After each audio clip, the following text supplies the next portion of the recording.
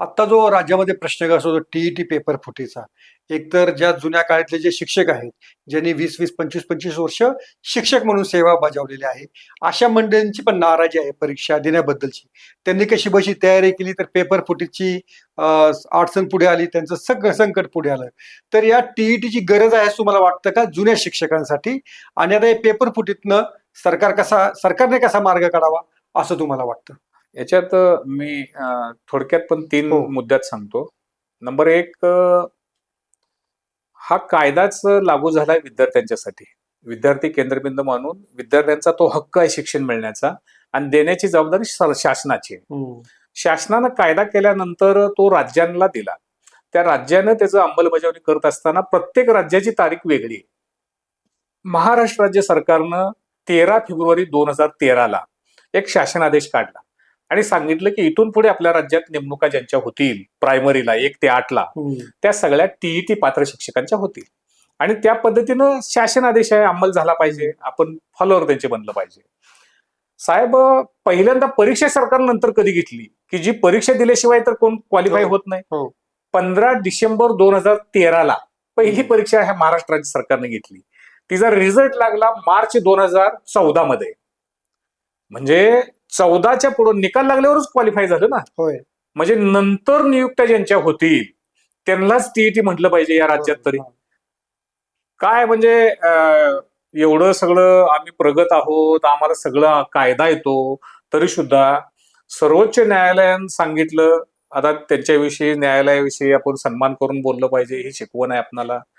त्यांनी काय सांगितलं, जेवढे सेवेत आहेत तेवढ्या सगळ्यांना लागू. आता 2000 साली, 2001 साली, 2009 सालापर्यंत हा देशातच कायदा नव्हता, केंद्रानं कायदाच केला नव्हता आणि राज्यांतर कुठल्या परीक्षाही घेतल्या नव्हत्या. पण त्या काळात सुद्धा त्यांची टीईटी असली पाहिजे. म्हणजे ज्या काळात जी व्यवस्था नव्हती ती पाठीमागे स्वप्नवत जाऊन त्यांनी ते केलं पाहिजे की जी व्यवस्था नव्हती, अशी अपेक्षा आहे. खरं तर या परीक्षेची गरजच नाही. नंतरच्यांसाठी सुद्धा सांगतो, खूप जबाबदारी सांगतो, मी शिक्षक आहे. शिक्षकांसाठीचं व्यावसायिक क्वालिफिकेशन डीएड आणि बीएड आहे. तुमच्यावरती सेट आहे, नेट आहे महाविद्यालयाला. ह्यांचं ठरलंय सगळं म्हणजे काय असलं पाहिजे. तरी पण तुम्ही केलीच आहे एक प्रणाली टीईटीची, तर ती प्रणाली ज्या वेळेला केली तिथून पुढेच ती लागू राहील. त्या प्रणालीशिवाय कोण सेवेत येणारच नाही, येऊ शकत नाही. तो कायदा आहे, ते नियम आहे. पण अगोदरच्या बांधवांना सर्वोच्च न्यायालयानं हे सांगितल्यामुळं सगळे भयभीत झाले आणि एवढी म्हणजे सगळीकडे त्रेधा तिरपट झाली. साहेब, किती मोठा अनुभव असतो. ते 10, 15, 20, 25 वर्ष सेवा झाली ना. आता 26 साल चालू आहे. 2092 सालच्या शिक्षकांना सुद्धा आज टीईटी द्यावी लागेल म्हणतायत, 95च्या द्यावी लागेल म्हणतायत. म्हणजे हे अशक्य व्हावं आहे. शेवटचे 2-5 वर्ष राहिल्यांना जर टीईटी द्यावी लागली तर ही खूप अन्याय आहे आणि त्याच्या विरोधामध्ये सरकारकडे एवढीच मागणी आहे की जी अनेक राज्यांनी पुनर्विचार याचिका सुप्रीम मध्ये दाखल केली. त्याच्यावरती पण सुप्रीमनं त्याच्यावर सुनावणी घेतली, त्याच्यावरती निर्णय दिला आणि 1 वर्ष फक्त मुदत वाढ दिली त्यांना. पण महाराष्ट्र राज्य सरकारच्या विधी व न्याय खात्यानं सुरुवातीला राज्य सरकारलाच सल्ला दिला की अशा पद्धतीची पुनर्विचार याचिकाच दाखल करता येणार नाही. पण संघटनांनी, काही तुमच्या माझ्यासारख्या पत्रकारांनी आणि सगळ्या सामाजिक कार्यकर्त्यांनी ज्यावेळेला शासनाकडे नाही हे केलं पाहिजे म्हणून ठाम लावून धरलं, त्यावेळेला सरकारनं आता पुन्हा विधी न्याय खात्यानं, पहिलं नाही म्हणलेलं विधी न्याय खातं, आता तो पुनर्विचार याचिका करा म्हणणारा सल्ला दिलाय सरकारला आणि सरकार आता ती याचिका करायला लागलंय. एक भाग. दुसरा भाग असा आहे की मी स्वतः एक कार्यकर्ता म्हणून, शेवटी तुम्ही मला प्रश्न विचारलाय दत्तात्रय सावंतनं काय केलं, तर मी याच्यामध्ये या आपल्या विभागातले 12 खासदार आहेत माझ्या पुणे विभागामध्ये. या खासदार महोदयांना सगळ्यांना मी निवेदनं दिली आहेत.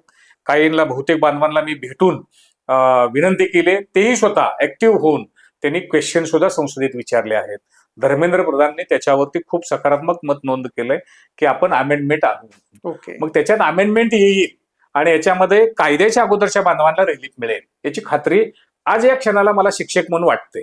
आणि माझा प्रयत्न आहे, मी आता बघणार आहे या अधिवेशनात महाराष्ट्र राज्य अजून काय करतंय आणि संसदेच्या अधिवेशनाच्या अगोदर मी स्वतः सुद्धा धर्मेंद्र प्रधान यांना भेटून मी विनंती करणार आहे. लवकर जर ह्याच्यात जर निर्णय करत नसतील तर माझं पहिलं आंदोलन, म्हणजे मी याच्या अगोदर कधी दिल्लीला आंदोलन केलं नाही, पण मी जंतर मंतरला जाऊन बसणार आहे उपोषणाला की या शिक्षकांचा कारण नसताना, कुठलीही चूक नसताना तुम्ही त्यांच्यावर हे लादू नका.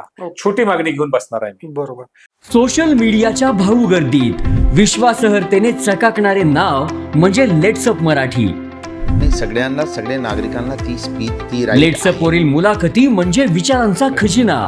त्यानंतरच्या निवडणुकीमध्ये मला सोडून गेले. बातम्या केवळ वस्तुस्थिती सांगणाऱ्या, न प्रोपगंडा, फक्त जनतेचा अजेंडा. क्योंकि आने वाला कल जाने वाला है, जाने वाला कल आने वाला है. राजकारण, मनोरंजन असो की क्रीडा क्षेत्र, महाराष्ट्राची स्पंदने संवेदनशीलतेने टिपणारे माध्यम म्हणजे लेट्सअप मराठी. जगासोबत एक पाऊल पुढे राहण्यासाठी लेट्सअपचे ॲप, सोशल मीडिया आणि वेबसाईट सोबत कनेक्टेड रहा.